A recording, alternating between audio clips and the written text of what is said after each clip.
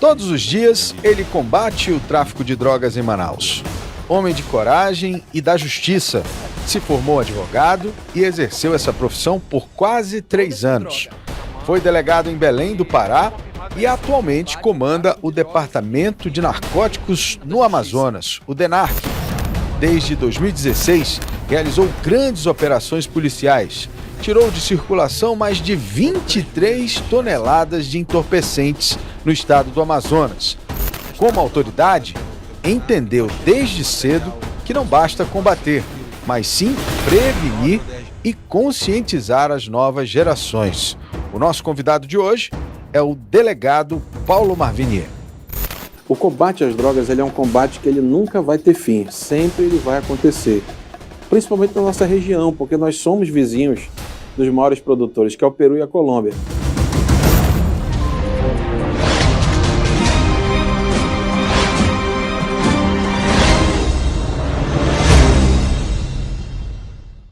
Combate à droga, qual é a importância de combater com a informação para as crianças? O combate às drogas ele é um combate que ele nunca vai ter fim, sempre ele vai acontecer. Principalmente na nossa região, porque nós somos vizinhos dos maiores produtores, que é o Peru e a Colômbia. Então, uma das formas da gente fortalecer a sociedade é trabalhando a cabeça do jovem, trazendo informação, trazendo conhecimento, para que ele não seja iludido por um traficante, por uma pessoa mal intencionada. E com essa informação a gente consegue firmar uma personalidade, auxiliar e acompanhar esse jovem para que ele tenha uma infância, que ele entre na juventude de uma forma segura e ele caminhe longe das drogas. E há quanto tempo você já faz esse trabalho aí? Nós começamos ano passado com esse trabalho, da metade do ano de 2021 até dezembro. Só nesse período nós falamos com quase 20 mil jovens. 20 mil jovens da rede pública de ensino aqui do estado do Amazonas. E esse ano nós já começamos com força total. Fizemos aí alguns municípios da região metropolitana. Interior também. Fizemos Manaqueri, fizemos Itacoatiara, vamos fazer Itacoatiara, fizemos Manacapuru, Iranduba, e Careiro da Vaz e Careiro Castanho. E, inclusive algumas comunidades do Careiro, alguns distritos ali como Araçá. Então a gente pretende rodar todo o estado do Amazonas trazendo esse projeto da Polícia Civil, que é o Provida. Agora, Paulo, esse jovem, ele é mais consumidor ou hoje ele já faz parte do crime organizado, ou seja, ele já faz parte das facções, como a gente vê nos filmes, né? Aquela coisa do jovem ser o cara que carrega o fuzil e tal. Como é que é a participação aqui no Amazonas desse jovem? Bom, tem um problema social muito grande nisso aí, porque o jovem, ele cresce sem referencial em casa. Então ele cresce... Isso é fato? Assim? É fato, ele cresce sem referencial em casa. Isso, assim? Bastante. E aí ele passa a se espelhar num traficante da rua dele. O traficante mora na esquina, ele tem carro, ele tem moto, ele tem cordão de ouro, ele tem uma estrutura material muito boa, por conta do dinheiro, da forma ilícita como ele obtém. E o jovem que está crescendo, que não tem nada, que tem uma situação difícil, às vezes não tem nem comida, ele passa a querer ser como aquele traficante. Então, cedo ele ingressa nesse meio. Isso é uma das formas, né? A outra... Seja, então, a primeira, ele ingressa porque ele quer ter o que o traficante tem. Exatamente. Que a família dele não dá. Exatamente. Por uma questão financeira, que não consegue ter, ele se espelha, ele quer ser igual àquele criminoso. Só que ele não sabe, ele não tem a noção, de que aquele criminoso não vai viver muito tempo. Ele vai chegar nos seus 25, 30 anos, 22 anos, e ele vai passar metade da vida dele no cárcere, preso, ou ele vai ser logo exterminado por briga de facção. A própria facção disputando território, a área de venda de droga, acaba indo lá e matando aquele jovem. E a gente vê nos jornais aí, mais vê, né? A juventude indo embora, né? Uma outra situação é o vício, né? Eles trabalham o vício, aquele jovem ele é envolvido, até o ponto dele não ter mais condição de bancar o próprio vício. Não, pois é, essa era a minha dúvida, porque eu queria entender como é que funciona isso aí na prática, né? Esse jovem, ele é levado a ser um consumidor, ou ele é primeiro cooptado para ser parte da venda e tal, da comercialização, e depois ele se vicia, ou é o inverso? Como é que funciona na prática? As duas formas.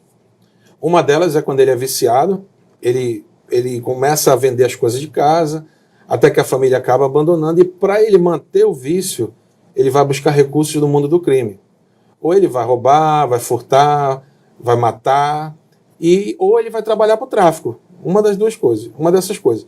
Normalmente ele entra no grupo das facções. E assim, ele vira um soldado do crime, soldado do tráfico, né? Então ele fica responsável por alguma área da cidade e rapidamente ele é eliminado, rapidamente ele é descartado pelas facções. Porque quem lucra dinheiro realmente com as facções não entra não vai para a esquina, né? Não vai para a esquina, não se expõe. Quando eles mandam dar ataque em outra área da cidade, eles estão longe. Eles estão longe, eles estão em outros estados, aí quem vai é o jovem que está recrutado ali naquela situação, que chegou num ponto que não tem mais nem como dizer não, ele não consegue mais sair daquilo. Então isso a gente vê acontecendo de forma recorrente aqui na nossa cidade. Bom, agora, como é que o trabalho de orientação é feito para evitar que esse jovem... O que é que você diz, o que é que você fala, o que é que você tenta passar para esse jovem na hora que você começa a conversar com ele aí nesses encontros que você tem com a juventude aqui do Amazonas? Bom, a palestra, ela tenta construir um referencial de pai, mãe, de família. A gente ensina o jovem a valorizar a família dele, independente de ser o pai ou mãe que cuide, mas um tio, uma tia, uma avó, o pastor, o padre. Quem quer que se preocupe e cuide daquele ser humano é quem a gente estimula para que ele tenha um referencial de respeito, né? Dele almoçar com o pai, ele almoçar com a mãe, ele se espelhar no pai e ter medo de envergonhar o pai, de envergonhar a família dele, né? Então, o que a gente enxerga hoje é que o jovem, ele, por falta de referencial, ele acha que o pai é um nada e que a mãe é coisa nenhuma. E que na rua ele vai encontrar um referencial. Na nossa palestra, a gente relata um caso de jovem que falava que tinha dois pais, o pai físico e o pai virtual. E o virtual era legal, porque o virtual era alguém que ele não conhecia e que deixava ele fazer tudo que ele quisesse, nunca dizia não para ele e sempre amparava ele nas vontades dele. E o pai o pai verdadeiro, ou a mãe verdadeira, já é aquela pessoa que impõe limites, né? Que fortalece a criação, passa valores, transmite valores, né? Então, o jovem, ele tem a cabeça ainda muito suscetível a pessoas mal intencionadas, né? A influenciarem ele. E a gente consegue construir isso. Então, na palestra, Álvaro, a gente passa também um pouco da parte da legislação para eles entenderem como é que funciona a parte das drogas, como é que o Estado regulamenta. Eles não têm noção disso, né? Nenhuma. A gente explica detalhes de uma forma lúdica, de uma forma bem resumida. Se fizer isso, vai...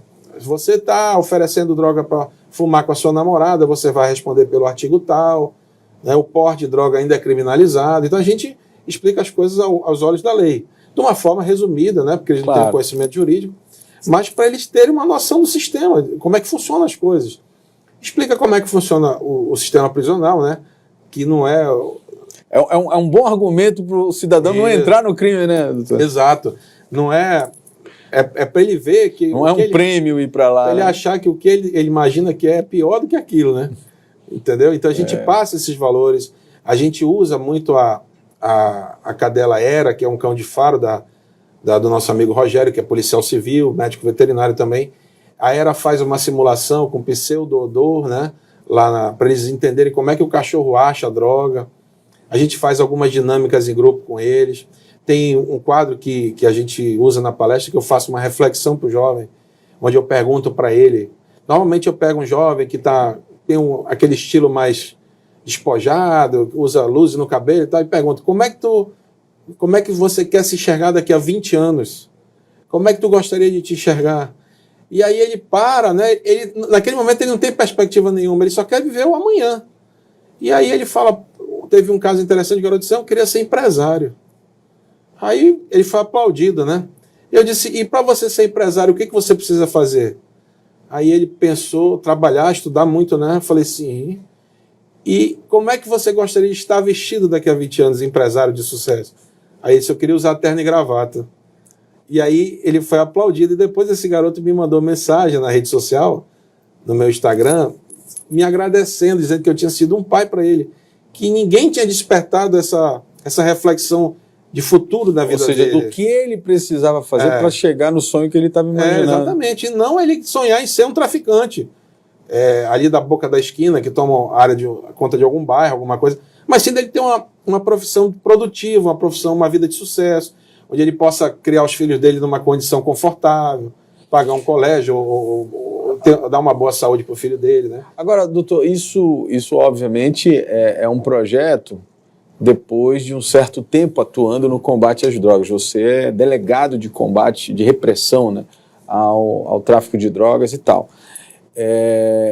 Isso vem muito dessa experiência da atuação em torno do combate à droga, ou seja, ver que tem muitos jovens, assim, tem esse lado também de olhar e dizer assim, cara, eu tenho que fazer alguma coisa para mudar isso que esse cara que eu estou prendendo aqui, eu não devia estar prendendo ele. Eu sempre me cobrei muito da questão do lado social da coisa, né? Porque o trabalho de repressão ele é um trabalho fundamental, a gente não pode desistir da guerra às drogas. Não dá para parar. Não dá para parar. Senão você vai facilitar muito a vida do crime e o crime vai crescer ao ponto de perder o controle.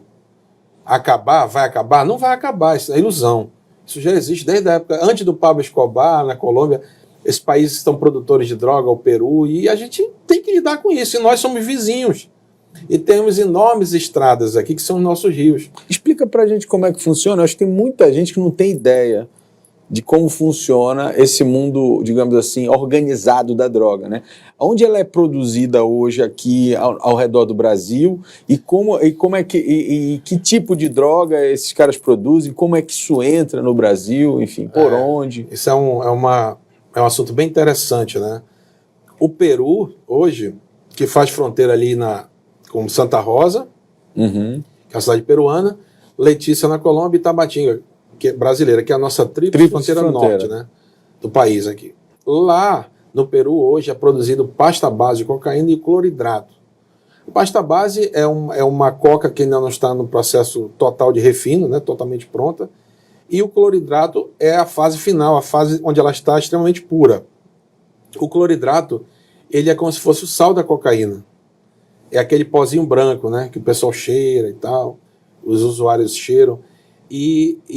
Existe uma diferença muito alta de preço, né? Porque a cocaína, ela para ser produzida, ela demanda muitos componentes químicos, né?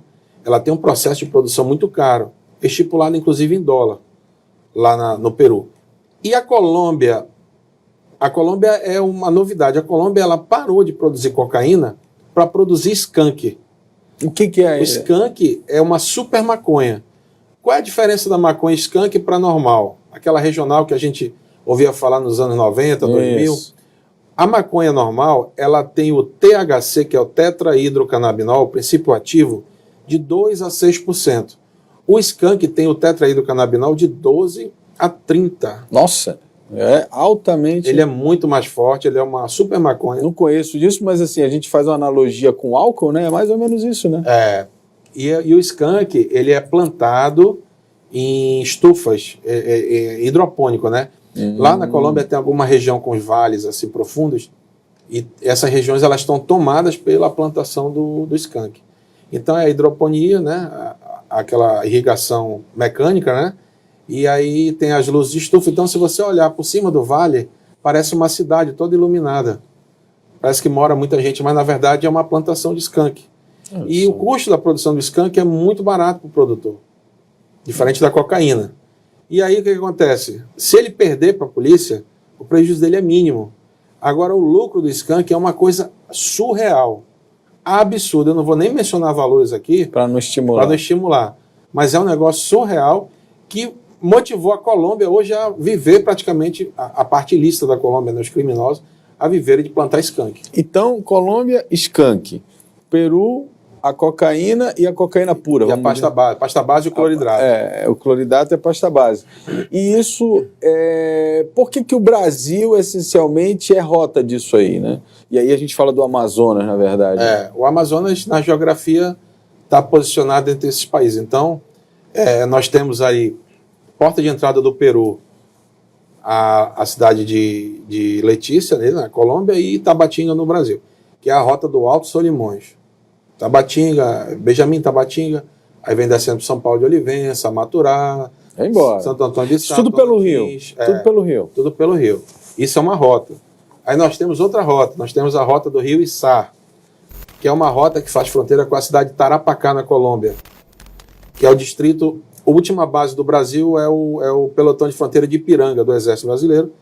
E o Rio Içá é rota de skunk, a área produtora de skunk. Então dali vem o skunk. Aí desce e vai até Santo Antônio do Içá. Santo Antônio do Içá faz confluência entre o Rio Içá e o Alto Solimões. E aí ela já cai na malha do Solimões. E cai na avenida. Cai na avenida. Entendi. Outra rota que nós temos aquecidíssima, que é a rota do Rio Japurá. Japurá é a nossa última cidade, aí tem o distrito, o pelotão de fronteira de Vila Bittencourt, do Exército, que faz fronteira com La Pedreira, que é uma cidade colombiana. La Pedreira é uma cidade de escoamento de skunk também. Skunk. Região altamente ali produtora, grupos paramilitares ali que fazem a escolta dessa droga até a fronteira com o Brasil. Tivemos diversas apreensões do DENARC lá, muitas apreensões mesmo, né? Inclusive foram as maiores em quantidade, em volume de drogas ali pelo Rio Japurá. Mas ali praticamente desce skunk, né? A super maconha. E um detalhe, Álvaro, que o skunk não é o skunk daquela banda de rock, né? É skunk com U, né? Que significa gambá em inglês. Gambá. De tão fedorenta que essa droga é. Entendi. Agora, Paulo, estamos falando que ela vem pelo Alto Solimões, mas o destino dela não é o Amazonas, né? Ou é? Como é que funciona? Parte dela. Abastece aqui. Parte dela fica aqui, outra parte sai daqui, segue o fluxo do rio, passa pelo Amazonas, pega o rio Amazonas, vai até o Pará, e do Pará pega as rodovias e segue para o resto do Brasil. Outra parte sai daqui pelas vias aéreas, eles tentam embarcar pelo aeroporto, pelo correio. Então tem diversas apreensões nesse sentido também. A Receita Federal, a Polícia Federal tem feito muitas apreensões no correio e no aeroporto Eduardo Gomes. O DENARC já fez algumas apreensões no Eduardo Gomes, porém não é a área primária nossa, né?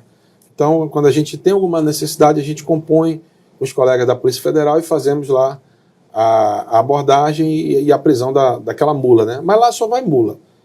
Mula vai com 10, 20 quilos, assim. Pois é, mas isso aí não é aquela estratégia de jogar alguém no fogo para poder passar alguma coisa maior ou não? Não, no aeroporto não. No aeroporto não. Ele tenta passar uma quantidade menor mesmo, algum fornecedor ali que ele tenta mandar várias mulas, cada uma com 10, 15 quilos.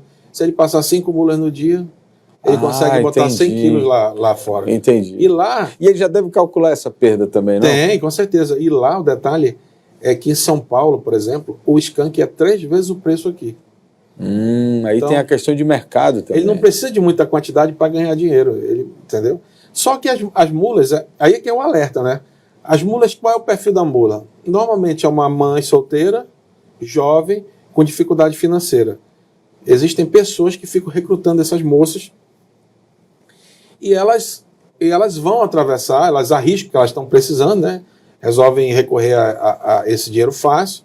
E quando elas são presas, elas se assustam, porque o traficante é o primeiro que se afasta, né? O traficante, ele rompe o cordão, ela não conhece, porque existe uma pessoa que faz o contato, o link, só é avisado para ela ficar em tal lugar, um táxi vai lá, um Uber, e deixa a mala com a droga para ela, lacrada, ela não pode nem abrir a mala, e ela vai, embarca e entrega 2 dias, depois ela volta. Então, tem muita gente sendo monitorada, né? Assim, que já caiu, que já foi preso. Mas, assim, a droga é dinheiro vivo, nós estamos aqui do lado dos produtores, então sempre vai acontecer.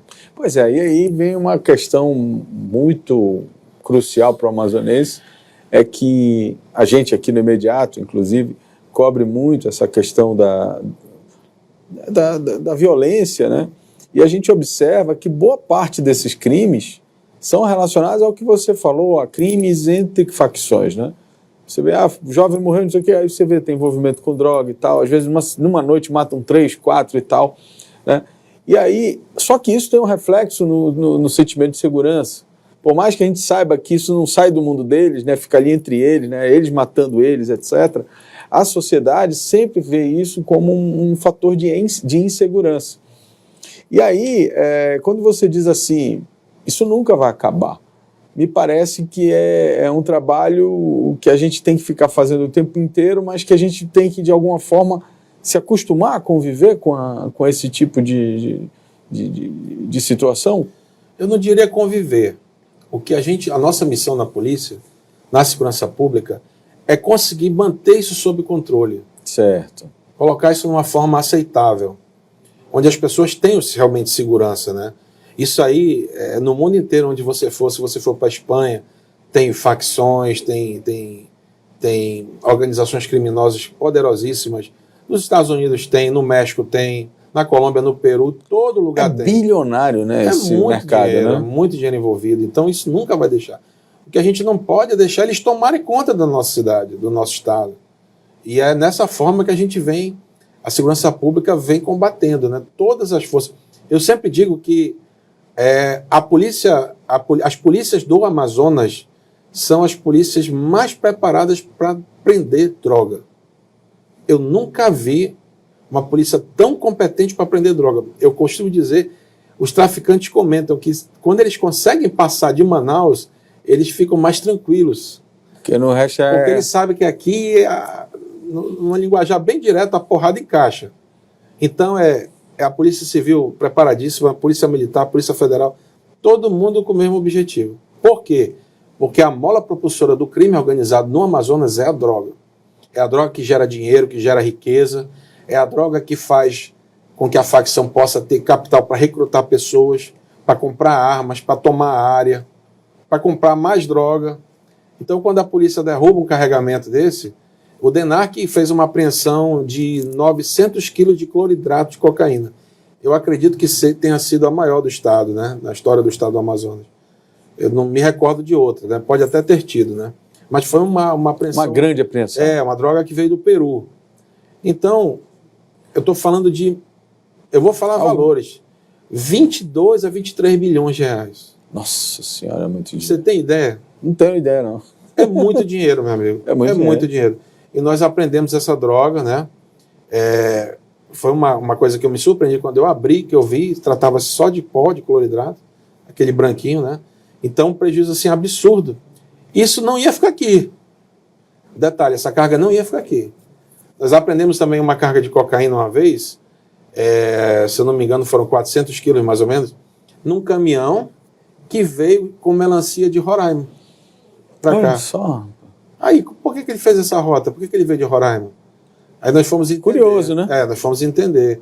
Normalmente ela entra pela cidade de Normandia e vem descendo para cá, fez a rota da 174. Por que Normandia? É uma área que tem acesso da droga colombiana. Ah, tá. Entra pelo estado de Roraima por essa cidade, é uma das rotas muito fortes lá. E aí desceu para cá. Possivelmente daqui iria para o porto para tentar mandar para a Europa, né? A droga daqui ela não sobe para a América do Norte, né? Estados Unidos e tal, não. Ela segue daqui para a Europa. Ela vai para a Europa, para a África do Sul. Ou seja, chega lá embaixo de lá... De lá ela vai de navio. Então, nós já aprendemos uma peça de trator. Aparentava ser uma peça de trator que ela pesava toneladas. E era uma peça no formato que ninguém sabia dizer o que era. Ela parecia um elo daquele trator de esteira, daquele tanque de guerra. Sim. Que tem a esteira. Ela parecia um daquelas rodas dele. Aquela que fica só que dentro estava só droga. E aí a gente teve que só chamar o bombeiro com os maçarico para abrir aquilo. Quando nós abrimos, tinha cocaína com alto grau de pureza. E ela tinha inclusive o símbolo do Caterpillar, daquela marca. E aquela droga ela estava destinada aí para a Europa. Olha entendeu? Só. Agora, Paulo, ouvindo você falar assim, né, com tanta propriedade da questão de droga, eu fiquei pensando aqui, como é que o Paulo Mavinier foi parar nesse mundo, né, de combate à droga? Sei que você fez concurso para a polícia, mas qual é a vida do Paulo antes disso? Assim? Como é que foi que você chegou nisso aí? Eu nunca imaginei realmente também. Eu fui advogado, né, advoguei por 6 a 7 anos aqui no Amazonas. Trabalhei em 2 órgãos públicos, eu fui da Assembleia Legislativa e fui da Ouvidoria do Estado. E comecei a fazer concurso para juiz e promotor, defensor público, ficava nesse foco, né? Alguns eu bati na trave, cheguei bem próximo de conseguir, e aí foi quando eu fiz concurso para delegado no Amazonas e no Pará. E aí eu fui chamado no Pará. Como eu estava batendo na trave e não consegui, eu já estava meio de saco cheio, eu falei, rapaz, eu vou fazer essa academia. Se eu não gostar, eu largo, né? E aí fiz, cara. Aí fui trabalhar e com uma semana eu me apaixonei pela profissão. E aí trabalhei em Altamira, na cidade, peguei a época da barragem Belo Monte, que estava tendo muito problema na cidade, muito problema mesmo. E ali foi uma escola para mim. Foi onde o couro engrossou. E aí lá eu comecei a trabalhar o tráfico doméstico. Boca de fumo, fumo. Todo dia eu aprendia 2, 3 bocas de fumo. Só que eu via que aquilo ali era tipo enxugar gelo mesmo. Era só a ponta do negócio. Porque era muita gente. E lá tinha um problema que aqui não tem. Lá rodava o crack. Então, a gente não tem crack aqui no Amazonas. Aqui não. Como tem em São Paulo, na Cracolândia. E o crack lá, meu amigo, produzia verdadeiros zumbis. Nossa. À noite, você saísse com a viatura para fazer uma patrulha na cidade, você se espantava com a quantidade de gente circulando à toa, assim, com cabeça baixa, procurando as coisas no chão, procurando uma bicicleta para roubar, para poder trocar na boca de fumo. A vida do viciado em crack, que chama de craqueiro, cracudo, é no próxima pedra. Na próxima pedra que ele vai fumar. Ele está aqui, já está pensando como ele vai conseguir a próxima. Exatamente. Então é uma situação assim triste, né? Triste mesmo. E isso foi no interior do Pará, é? Uhum. Cidade de Altamira. E aí, quando eu fui chamado para cá, para Amazonas, eu já tinha uma certa experiência. Da minha turma, eu era o único que já era delegado, né? Meus colegas ainda iam começar a carreira. E aí eu assumi o município de Iranduba. Iranduba. Aqui, do outro lado da ponte, né? E lá eu comecei a fazer um trabalho muito bom com investigação, consegui reduzir o índice de homicídios lá. Pra você ter uma ideia, na minha época, o Iranduba tinha uma média de 15 a 18 homicídios por mês. Eu consegui reduzir para 1 homicídio por mês. 2. E desses 18, 12, 13 eram no Cacau Pireira. Cacau era hoje ainda continua violenta. Cacau era terrível. E assim, a gente conseguiu prender os líderes de facções lá, o pessoal que realmente matava, que movimentava o tráfico, e conseguimos baixar a fervura no Cacau. Isso me rendeu, assim, boas amizades lá no Iranduba, um reconhecimento da população muito grande lá. E além desse trabalho, eu fiz o trabalho social. Eu atendia as pessoas, eu recebia bem as pessoas. A pessoa que procura na delegacia, ele quer ser bem tratado. Sim. E às vezes... Ele já está com problema, Ele está com problema, é igual ao hospital. Ele só quer uma orientação, às vezes. E às vezes eu atendia 20, 30 pessoas por dia. Ainda tinha que tocar inquérito, tinha que fazer operação, cumprir busca de manhã cedo. Era um município que demandava muito. Agora eu tinha uma grande equipe lá, né, na época, e eu consegui fazer um bom trabalho lá. E por esse trabalho que eu fiquei 2 anos e meio, ter repercutindo bem, eu fui convidado para assumir o DENARC. Certo, que é o departamento de investigação sobre narcóticos, da Polícia Civil. E aí, em junho de 2016, eu entrei no DENARC. E eu estou até hoje, já vou fazer 6 anos lá. E eu posso dizer com todo orgulho, o mérito não é só meu, é meu e da minha equipe também, né? Da própria população que acredita no trabalho. Nós contabilizamos 23 toneladas de drogas. Isso representa um prejuízo de R$1 bilhão para o crime organizado. Fuzis, diversos fuzis nós aprendemos. Nós aprendemos granadas, lançador de granada, explosivo, dinheiro. Desarticulamos muito grupo criminoso. O foco do DENARC não é o tráfico doméstico aqui. São os transportadores, as pessoas que colocam a droga em grande quantidade. Agora, Paulo, você acha que, diante de tudo que você já viveu nesse universo, que talvez seja um universo extremamente desgastante emocionalmente, né? Porque você vê essa coisa, vê jovens morrendo, vê um trabalho hercúleo, né, de combater isso, e na semana seguinte você ter que enfrentar novamente essas mesmas situações em lugares similares e tal. Esse sentimento que você falou de pô, nunca vai acabar, né? Você acha que, falando de política, você acha que o que falta para o ambiente político, que é quem toma decisão, quem cria lei, quem direciona ações e políticas públicas, o que falta eles entenderem desse universo para contribuir para esse combate, não ser só um trabalho de polícia, seja uma coisa mais do poder público como um todo? Ele precisa ser sistemático, né? Ele precisa não é feito com uma mão só, né? São várias mãos, né? E a gente vive uma geografia extremamente complicada aqui. Você vê ali Paraná, que faz fronteira com o Paraguai, eles aprendem muita droga lá, muita droga entrando, mas vem pela rodovia, vem pela estrada.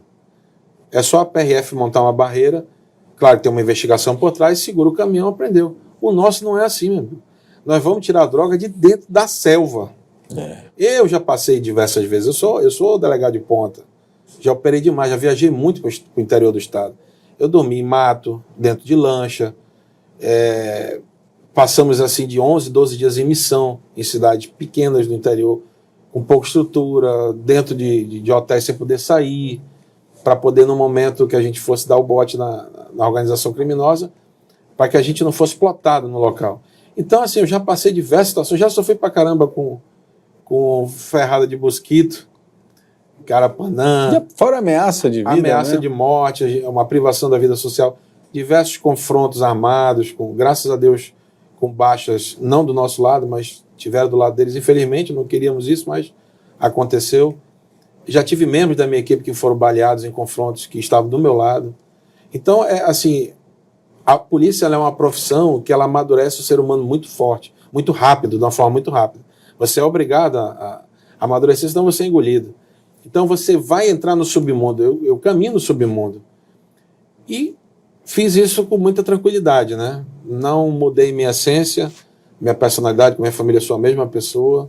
Mas na hora que a gente está trabalhando, a gente tem que vestir uma armadura. Né? Pois é, é nesse ponto que eu digo assim, como é que faz a gente, o que a gente precisa explicar para os políticos, né, desse universo, para que eles contribuam de uma forma mais efetiva? O que falta eles entenderem desse universo para essa luta não ser uma luta só de vocês, só da polícia? Bom, parte de fronteira, a gente precisa realmente de uma integração com as Forças Armadas, né?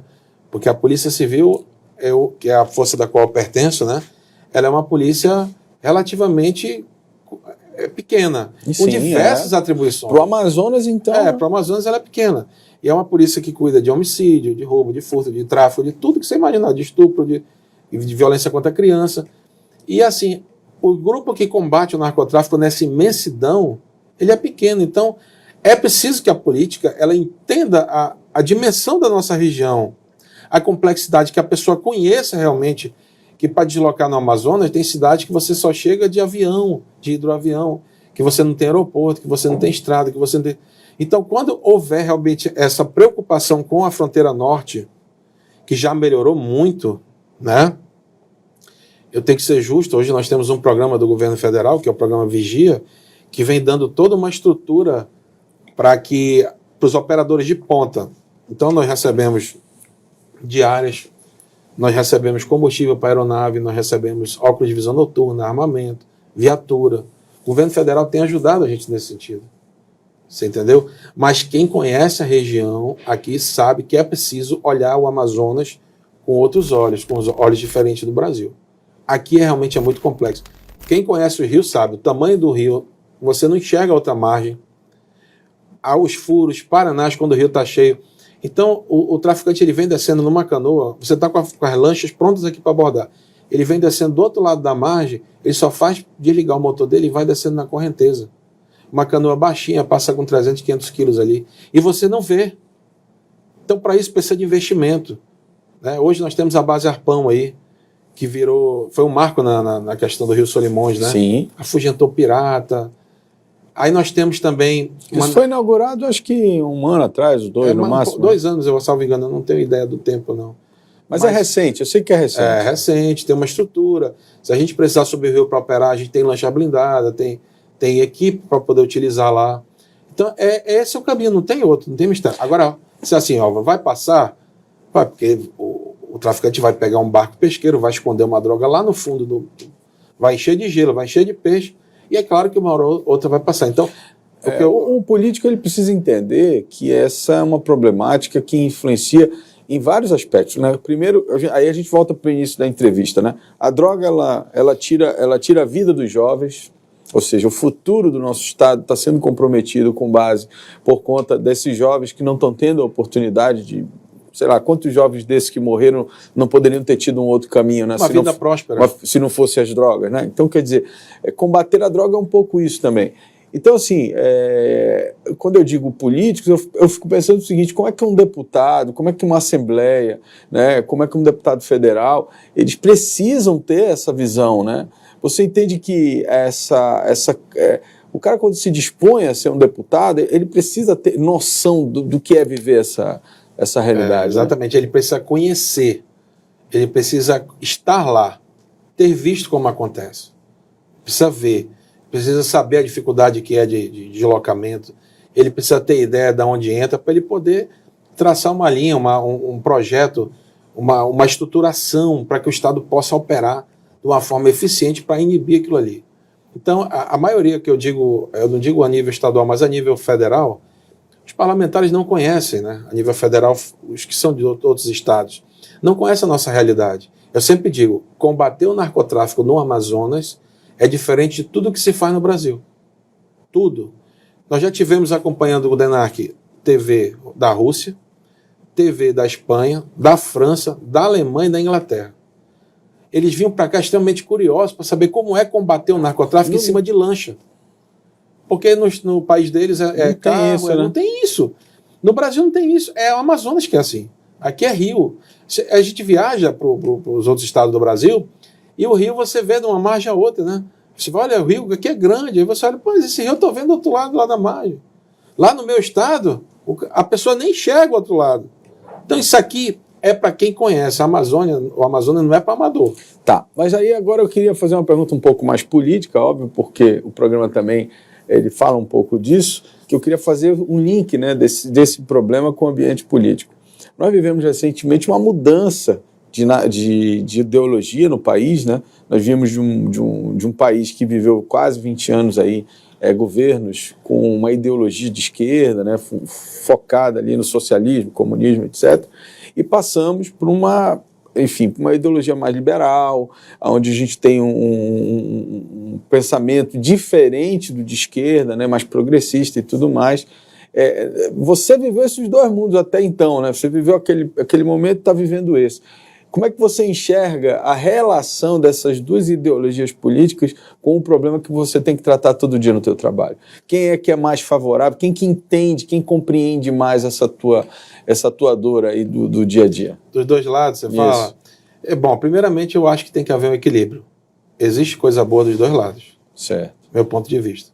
Existem pessoas boas, com conhecimento, com boas intenções, de ambos os lados. Não é quem é de um lado, da esquerda ou da direita, que não presta, que é ruim, não existe isso. Né? Acima de tudo, nós somos seres humanos, somos brasileiros. Mas eu acredito, eu vejo uma questão de uma vontade hoje no cenário político atual de dar uma resposta para o crime, uma resposta mais efetiva, mais dura, e também a valorização das garantias do cidadão. Né? Por exemplo, eu sou um delegado de polícia, eu sou armamentista. Eu sou a favor de que as pessoas... Você vive com a arma, você entende... Eu conheço a arma. Antes de eu ser delegado, eu era CAC, eu era atirador esportivo, eu participava de torneios, e nunca tive arma para ser usada no crime. Minhas armas sempre foram legalizadas, registradas, tudo conforme o procedimento que o Exército estabelecia. E eu acho que é uma opção do cidadão se armar.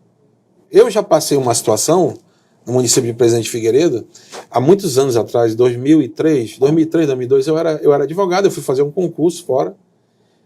Aliás, eu não era nem advogado, eu estava na faculdade. Fui fazer um concurso em Roraima e pernoitei numa pousada em Presidente Figueiredo. E de madrugada essa pousada foi invadida.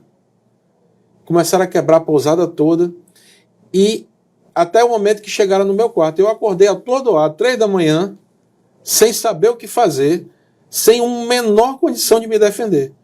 E eu aproveitei a oportunidade que eu escutei, que eles se distanciaram. O meu quarto era o primeiro, da próxima rua, eu corri, peguei meu carro e eles ainda vieram para cima do meu carro. Só que eu ia atropelar, mas eles não, na hora eles recuaram, eles viram que eu não ia parar. Então ali, será que eu não, já que o Estado não ia ter condição de me defender ali naquele momento, eu não teria condição de ter uma opção?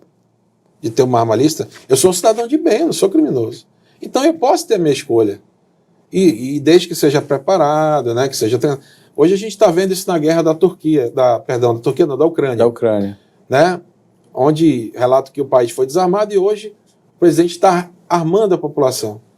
Né? E se essa população fosse armada antes e tivesse treinamento para isso, tivesse conhecimento, a resposta não poderia ter sido melhor? Então eu penso dessa forma. Para mim a liberdade, uma liberdade vigiada, mas a liberdade ela está acima de tudo. Essa questão da arma é muito polêmica, óbvio, né? Mas é claro que não é nada... Dizer que você vai dar arma às pessoas não significa que você vai sair distribuindo a arma aleatoriamente. Nunca se disse isso, né? Jamais. Na verdade, é uma espécie de capa que se criou para combater, né, um direito fundamental em muitos aspectos, né? A segurança pública, ela não é onipresente, ela não vai estar em todo lugar. Então vai ter um momento que você não vai ter como contar com a segurança pública. Você vai lá para o seu sítio, lá no interior, dentro de uma comunidade rural. Como diz a música, no interior do interior do interior. Aí você está lá e de repente aparece um cara tentando arrombar a sua casa 3 horas da manhã, 4 horas da manhã. Você com a sua família, com seus filhos lá. A quem que você vai recorrer naquele momento? Não dá para ligar para um 190, né? Aí eu vou dizer para ti, não, Álvaro, tu não tem direito de ter arma, porque a arma não mata sozinha. A gente sempre diz que a arma está para o policial, como o bisturi está para o médico e o carro está para o motorista. O que vale é a forma como ela vai ser usada. A pessoa, para matar outra, ela pode matar de machado, de faca, da forma que ela quiser. Não precisa ser uma arma de fogo. Necessariamente uma arma de fogo. Então eu acho que a gente não pode privar do cidadão isso. Eu vejo hoje a política nacional fortalecendo esse movimento, entendeu? Da liberdade, da garantia da segurança, da questão da intolerância com crime em si, né? Um trabalho forte contra a corrupção. Eu aplaudo isso, eu sou favorável, né? Mas deixo claro que eu vejo com bons olhos as pessoas boas de ambos os lados, né? Que estejam aptas a somar esforços para a gente ter um país melhor. Muito bem, eu queria agradecer a sua disponibilidade de conversar conosco. Aqui o nome do programa é Conversa Política, mas é a prova de que a gente, quando fala de política, a gente fala de tudo, né, Paulo? Tudo é político, né? Até o trabalho de combate às drogas, a gente acabou de mostrar aqui na entrevista que tem a influência e o dedo, né, e forte, inclusive, do papel da política nisso, né? É fundamental, né? Hoje a gente vê, eu posso falar eu sinto isso na pele, né? Eu falo com verdade o que eu estou dizendo. A estruturação que eu tenho para trabalhar hoje com a minha equipe, para o que eu tinha antes. Quando a gente iniciou, era um projeto embrionário. Posso dizer, o meu departamento, eu queria ir para o Rio combater, mas a gente não tinha um fuzil. Não tinha um. Hoje nós temos, todos os operadores têm fuzil, nos calibres ideais, a gente está com óculos de visão noturna, a gente tem uma estrutura, a gente tem as lanchas blindadas, então há uma maturidade da política, e é necessário que a gente vote bons políticos para que a gente consiga melhorar. Não adianta dizer, não gosto da política, não, mas tudo é política. Se a gente não tiver a política boa, a boa política para trazer estrutura, condições, para que a gente possa desempenhar o nosso trabalho, isso aqui vai afundar. Então é preciso que tenha essa consciência, né? Que as pessoas alcancem isso e coloquem pessoas com boas intenções. Paulo Mavenier, muito obrigado, meu amigo. Obrigado, foi uma Álvaro. satisfação lhe conhecer e desejo sorte aí nessa missão tão nobre. Obrigado, eu agradeço a oportunidade, parabéns pelo programa, excelente. Obrigado. E eu queria encerrar com a minha frase de sempre que eu digo: não às drogas e sim à família. Família, a célula mais importante da sociedade, a gente precisa preservá-la.